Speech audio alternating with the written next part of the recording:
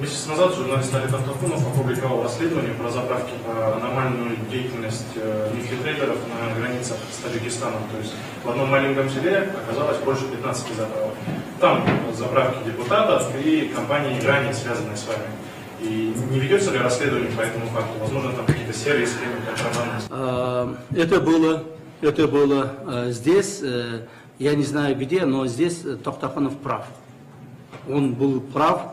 В одном маленьком селе Арка, Нижняя Арка, было около 15 автозаправочных станций. Для чего?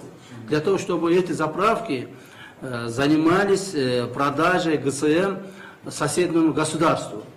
Потому что там уже почти нашего населенного пункта нет.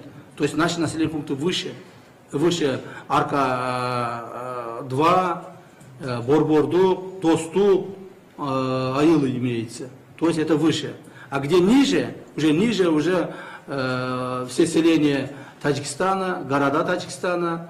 Поэтому все эти 15 автозаправочных станций, они служили, они продавали этот ГСМ соседнему государству. Вот контрабанда как раз в этих заправках шло. Они якобы документы оформляли, что будут продавать на своих заправках на территории нашей страны, а практически они продавались жителям Таджикистана.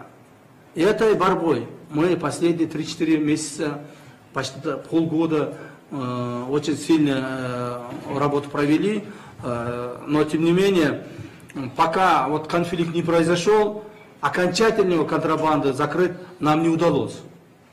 Сейчас уже окончательно закрыли все границы, сейчас контрабанды уже нет, но может быть какие-то мелкие моменты будут, какие-то по проселочным дорогам. Они, может быть, они имеются, но больших контрабандных грузов уже не имеется.